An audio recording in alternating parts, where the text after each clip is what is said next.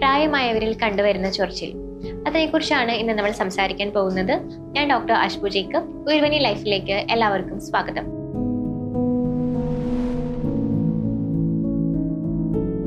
സെനൽ പ്ലൂറൈറ്റിസ്, അതായത് പ്രായമായവരിൽ കണ്ടുവരുന്ന അസഹനീയമായ ചൊറിച്ചിലിനെയാണ് നമ്മൾ ഈ ഒരു വാക്ക് കൊണ്ട് ഉദ്ദേശിക്കുന്നത്. സെനൽ എന്നൊരു വാക്ക് കൂടുതലായും പ്രായമായ ഒരു ആൾ എന്നൊരു ടേമിന് വേണ്ടിയിട്ടാണ് നമ്മൾ യൂസ് ചെയ്യണത്. എന്തുകൊണ്ടാണ് നമ്മൾക്ക് ഈ ചൊറിച്ചിൽ വരുന്നത്, എങ്ങനെയാണ് ഈ ചൊറിച്ചിൽ വരുന്നത്? അതായത് നമ്മുടെ ശരീരത്തിൽ മൊത്തം നമ്മൾക്ക് ഉറുമ്പ് കടിക്കുന്ന പോലത്തെ ഉള്ള ഒരു ഫീല്, അതോടൊപ്പം തന്നെ നമ്മൾക്ക് എന്തെങ്കിലും ഒരു പ്രാണി കുത്തണ പോലെയുള്ള ഒരു ഫീല്, ഇങ്ങനെയൊക്കെ ആയിരിക്കും നമ്മൾക്ക് ഉണ്ടാവുക. പക്ഷെ നമുക്ക് അസഹനീയമായ ചൊറിച്ചിലായിരിക്കും നമ്മുടെ ശരീരത്തിൽ മൊത്തം ഉണ്ടാവുക. പക്ഷേ നമ്മൾക്ക് എന്തെങ്കിലും ഒരു റാഷ് പോലെയോ ഒരു റെഡ് ഡിസ്കളറേഷൻ പോലെയോ അങ്ങനെ ഒന്നും ഉണ്ടാവില്ല. പെട്ടെന്ന് ഒരു ദിവസം സ്റ്റാർട്ട് ചെയ്യുന്ന ഒരു ചൊറിച്ചിലാണിത്.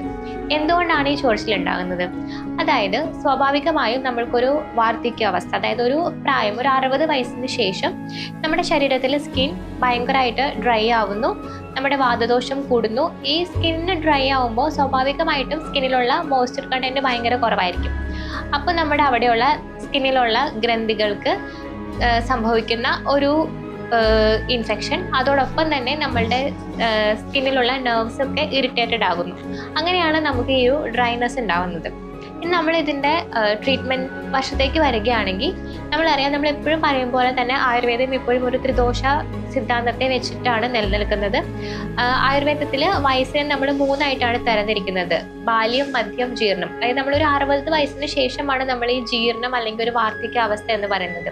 അപ്പോൾ എപ്പോഴും ഈ ത്രിദോഷ കൺസെപ്റ്റിൽ 60 വയസ്സിന് ശേഷം നമ്മുടെ ശരീരത്തിൽ വാതദോഷം ഭയങ്കര കൂടുതലായിരിക്കും. ഈ വാതദോഷമാണ് രൂക്ഷത ഉണ്ടാക്കുന്നത്. നമ്മുടെ സ്കിന്നിനൊക്കെ ഡ്രൈ ആക്കുന്നത് വാതദോഷമാണ്. അപ്പം അങ്ങനെ നമ്മുടെ സ്കിൻ ഭയങ്കര ഡ്രൈ ആവുന്നു.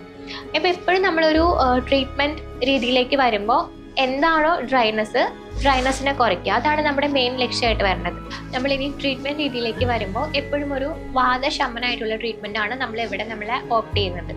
വാദശമനം, അതോടൊപ്പം തന്നെ നമ്മൾക്ക് രക്ത ധാതു പോഷണം, ഈ 2 കാറ്റഗറി ഉള്ളിലേക്കുള്ള മരുന്നുകളും പ്ലസ് എക്സ്റ്റേണൽ ട്രീറ്റ്മെൻറ്റുമാണ് നമ്മൾ ഇതിൽ അഡ്വൈസ് ചെയ്യുന്നത്. അപ്പോൾ എക്സ്റ്റേണലി നമുക്ക് പറയാനാണെങ്കിൽ, ഞാൻ ആദ്യമേ പറഞ്ഞു, നമ്മൾ ഡ്രൈ ആയിട്ടുള്ള സ്കിൻ കൊണ്ടാണ് ഈ ഒരു ചൊറിച്ചിൽ ഉണ്ടാകുന്നത്. അപ്പോൾ നമ്മൾ ഡ്രൈനെസ്സിനെ മാറ്റാനാണ് നമ്മൾ എക്സ്റ്റേണലി നമുക്ക് ചെയ്യാൻ പറ്റുക. അപ്പോൾ സ്നിഗ്ധായിട്ടുള്ളത്, അതായത് നമ്മൾ ഓയിലിൻ്റെ പ്രയോഗങ്ങൾ നമ്മൾ മാക്സിമം എണ്ണ നന്നായിട്ട് സ്കിന്നിൽ അപ്ലൈ ചെയ്ത് കൊടുക്കുക. അതിൽ ഏറ്റവും നല്ലത് വെളിച്ചെണ്ണ തന്നെയാണ്. ഏറ്റവും നല്ലൊരു മോയ്സ്ചറൈസർ എന്നുള്ള രീതിയിൽ നമുക്ക് വെളിച്ചെണ്ണ നന്നായിട്ട് സ്കിന്നിൽ അപ്ലൈ ചെയ്ത് കൊടുക്കുക. പിന്നെ നമുക്ക് ചെയ്യാൻ പറ്റുന്ന ഒരു കാര്യം എന്താണെന്ന് വെച്ച് കഴിഞ്ഞാൽ, ധാരാളം വെള്ളം കുടിക്കുക. അതായത് നമ്മൾക്ക് ഒരു ഡീഹൈഡ്രേഷൻ വഴി നമ്മളുടെ സ്കിൻ ഡ്രൈ ആവുന്നത് വഴിയാണ് ഇങ്ങനെ സംഭവിക്കുന്നത്.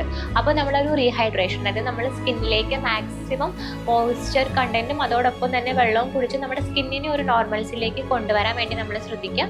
അതോടൊപ്പം തന്നെ നമുക്ക് ചെയ്യാവുന്നത്, നമ്മൾ പ്രോപ്പറായിട്ട് കിടന്നുറങ്ങുക. നമ്മൾ പ്രോപ്പറായിട്ട് ഉറങ്ങിക്കഴിഞ്ഞാൽ തന്നെ നമ്മുടെ സ്കിന്നിൻ്റെ ഡ്രൈനെസ് നമുക്ക് ഒരു പരിധി വരെ കൺട്രോൾ ചെയ്യാൻ പറ്റും. പിന്നെ നമുക്ക് വീട്ടിൽ തന്നെ ചെയ്യാവുന്ന ഒരു കാര്യം എന്താണെന്ന് വെച്ച് കഴിഞ്ഞാൽ, നമ്മൾ ക്ഷീരബല 101 ആവർത്തി നമുക്ക് എല്ലായിടത്തും വാങ്ങാൻ കിട്ടും. അത് ജസ്റ്റ് നമ്മുടെ 2 കൈയുടെ ഉള്ളംകൈയിലും അതേപോലെ തന്നെ കാൽപാദത്തിൻ്റെ ഉള്ളിലും നന്നായിട്ട് അപ്ലൈ ചെയ്ത് നല്ല സോഫ്റ്റ് ആയിട്ട് ഒരു മസാജ് ചെയ്ത് കൊടുത്തിട്ട് നമ്മൾ കിടന്നുറങ്ങാം. സാധാരണ ഈ ചൊറിച്ചിൽ നമുക്ക് രാത്രിയാണ് ഏറ്റവും അസഹനീയമാവുന്നതും നമ്മളുടെ ഉറക്കത്തെ ഒത്തിരി ഡിസ്റ്റർബ് ചെയ്യുന്നതും രാത്രിയിലാണ്. അത് കാരണം നമ്മൾ അങ്ങനെ ചെയ്തിട്ട് ഉറങ്ങി കഴിഞ്ഞ് കഴിഞ്ഞാൽ നമ്മുടെ ഉറക്കം കുറച്ചുകൂടി നല്ലതാക്കാൻ വേണ്ടിയിട്ട് നമ്മളെ സഹായിക്കും. ആയുർവേദത്തെക്കുറിച്ചുള്ള അറിവുകൾ പങ്കുവയ്ക്കുന്ന അനേക വീഡിയോസ് നമ്മുടെ ചാനലിലുണ്ട്. കൂടുതൽ അറിവുകൾക്കായി നമ്മുടെ ചാനൽ ഫോളോ ചെയ്യുക.